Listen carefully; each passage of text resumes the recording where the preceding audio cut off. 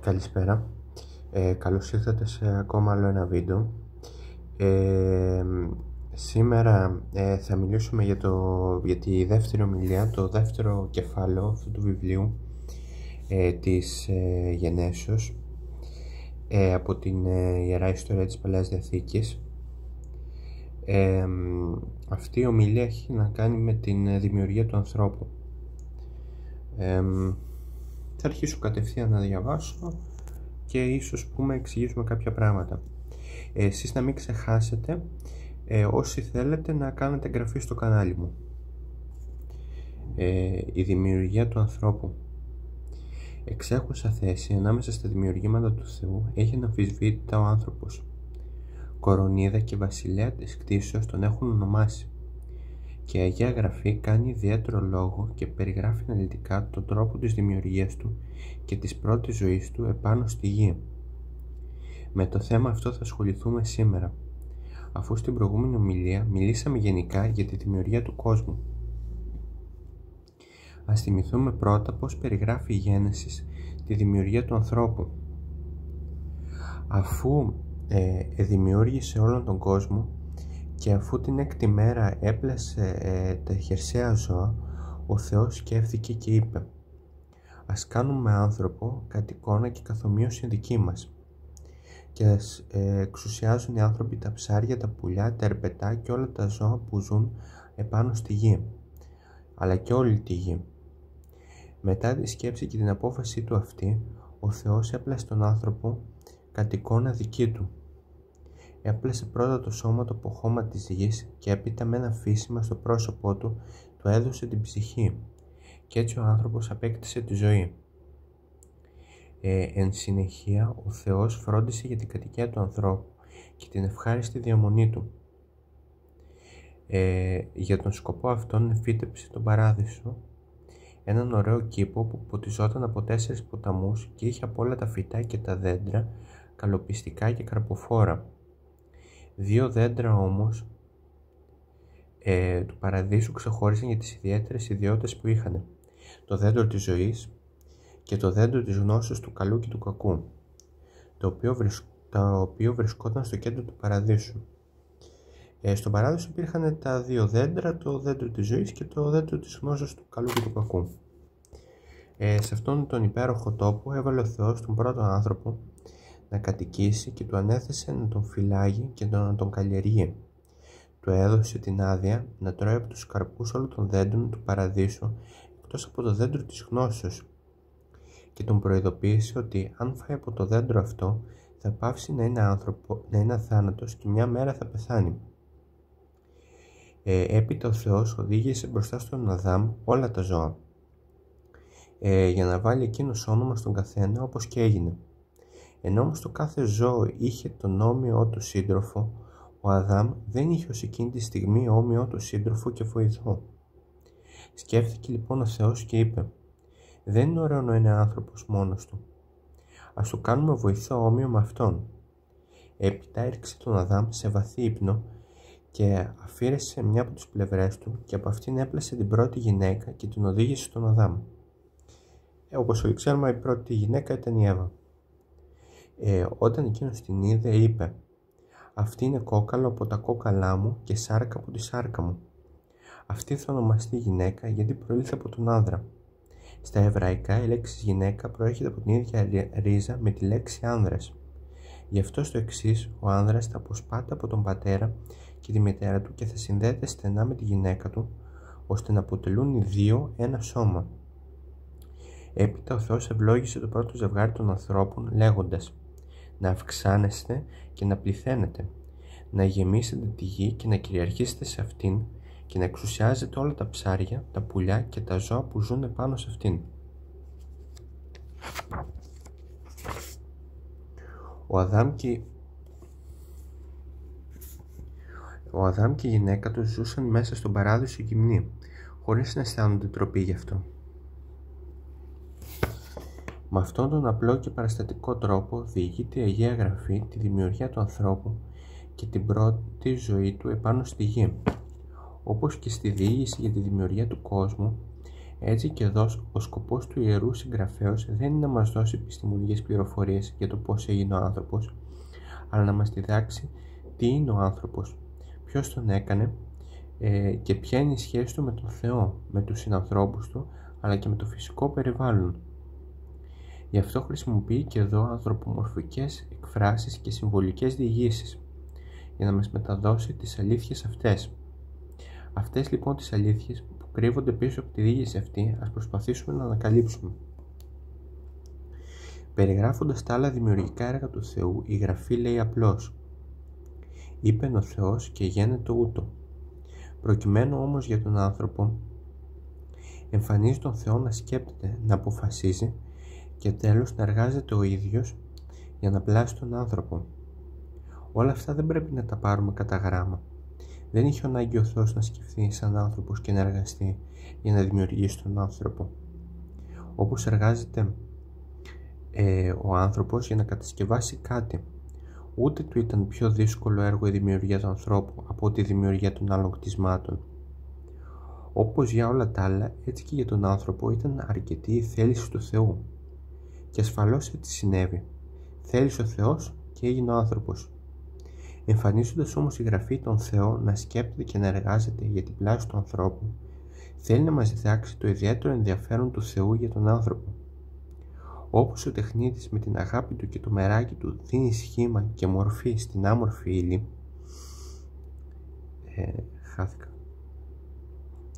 έτσι και ο Θεός με όλη την αγάπη και με ιδιαίτερη στοργή και φροντίδα δημιούργησε τον άνθρωπο. Και αυτό το έδειξε και πριν το δημιουργήσει, με το να δημιουργήσει πρώτα απ' όλα όσα θα ήταν απαραίτητα για τον άνθρωπο: τη γη, τα φυτά, τα ζώα, τον ήλιο, τα νερά κτλ.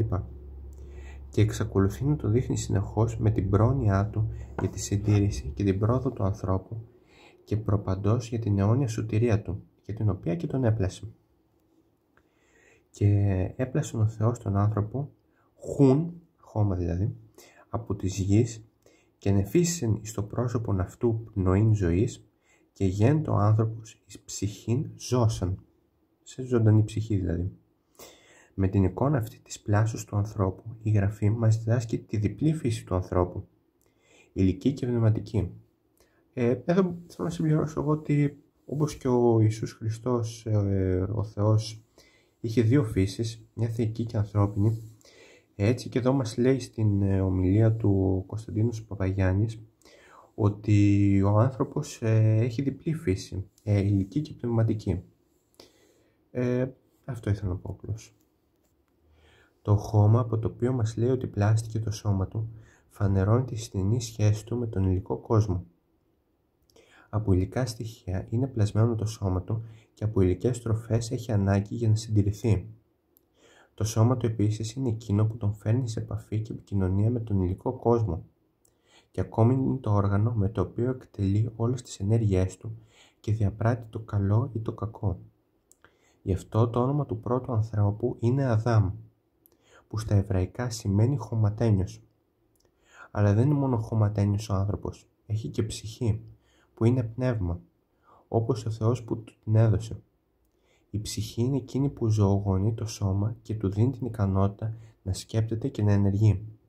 Πόσο σημαντική είναι η ψυχή για τον άνθρωπο. Και ακόμη του δίνει την ικανότητα να έρχεται σε σχέση με τον Θεό και να επικοινωνεί μαζί του.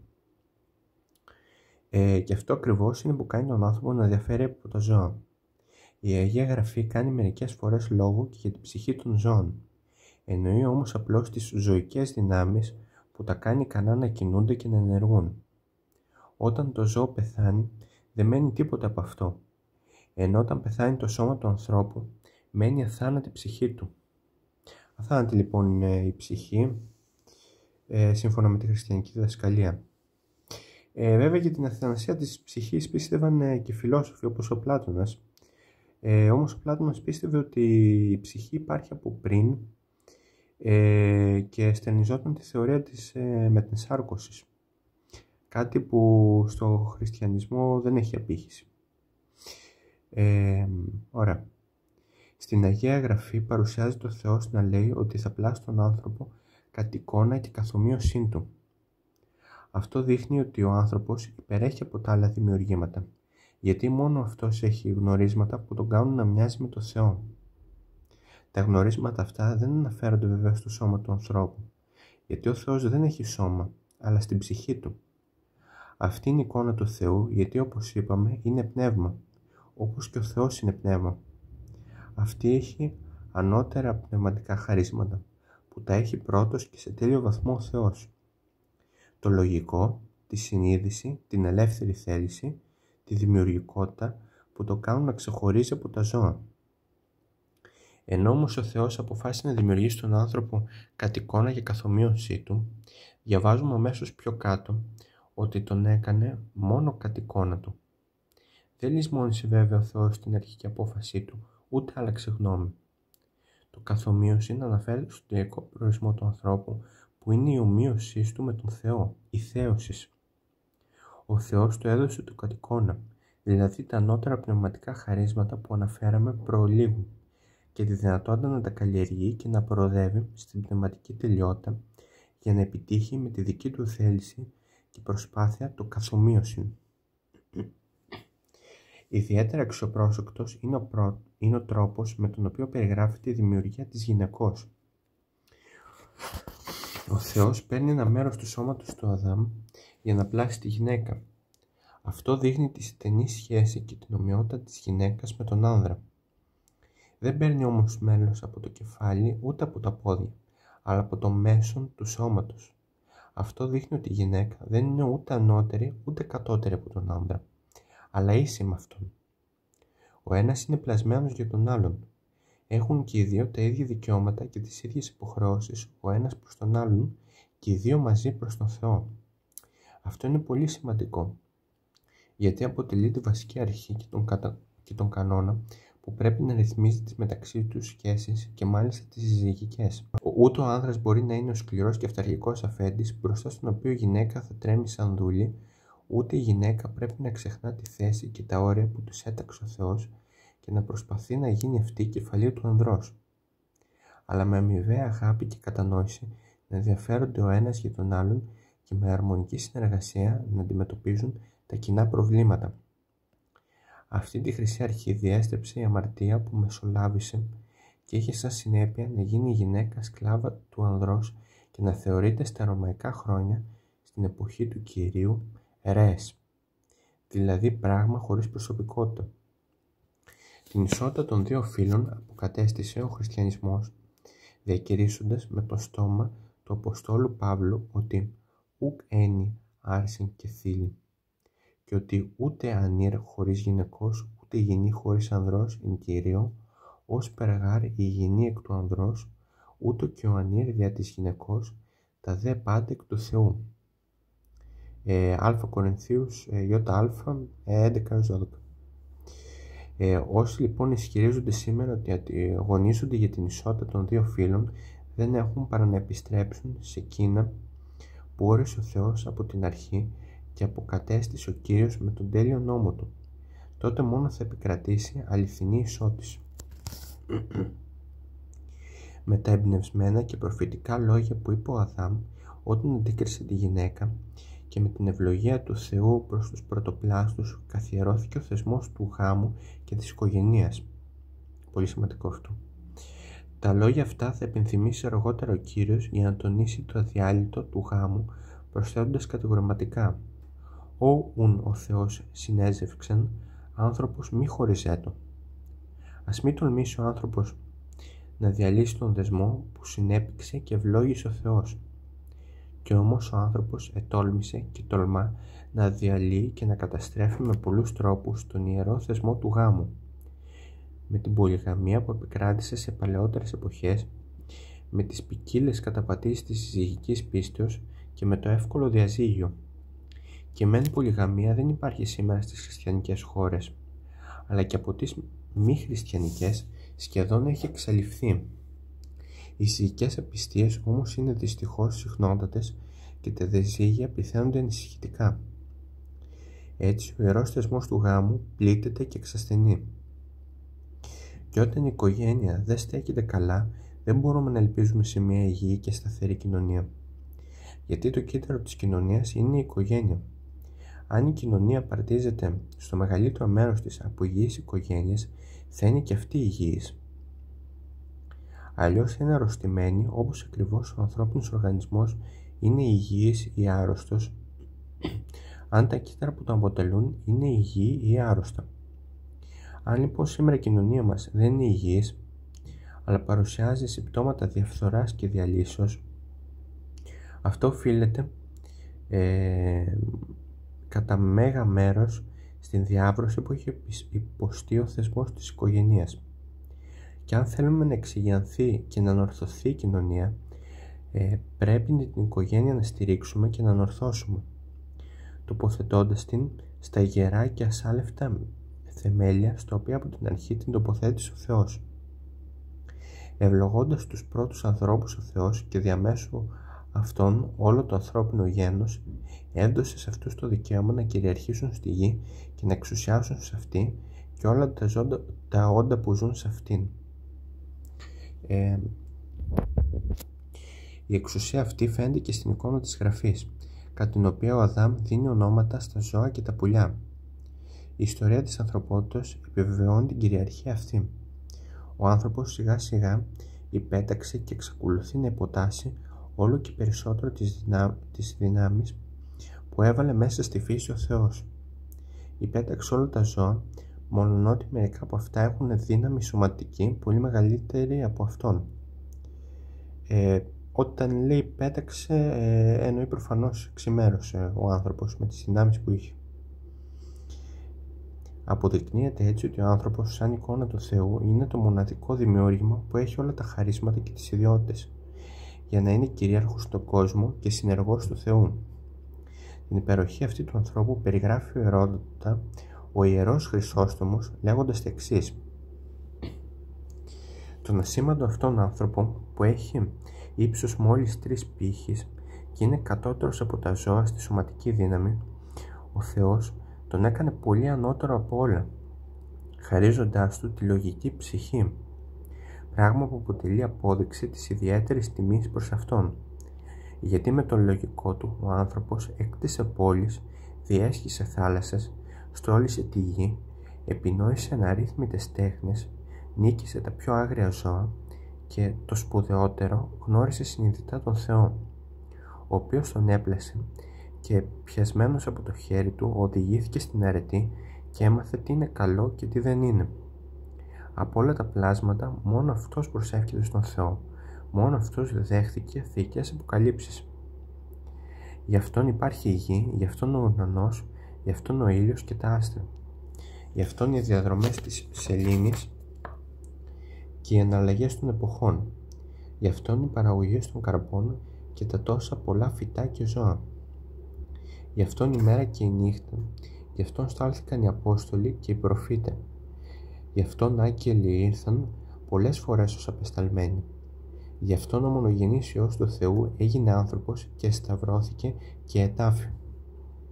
Η εξουσία λοιπόν του ανθρώπου στη φύση, τα προσόντα με τα οποία τον επρίκησε ο Θεός και τα όσα έκανε και κάνει γι' αυτόν, είναι τρανότητες αποδείξεις της αγάπης και του ενδιαφέροντος του Θεού γι' αυτόν.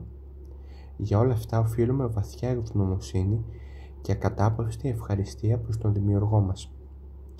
Αυτή ήταν λοιπόν η ομιλία.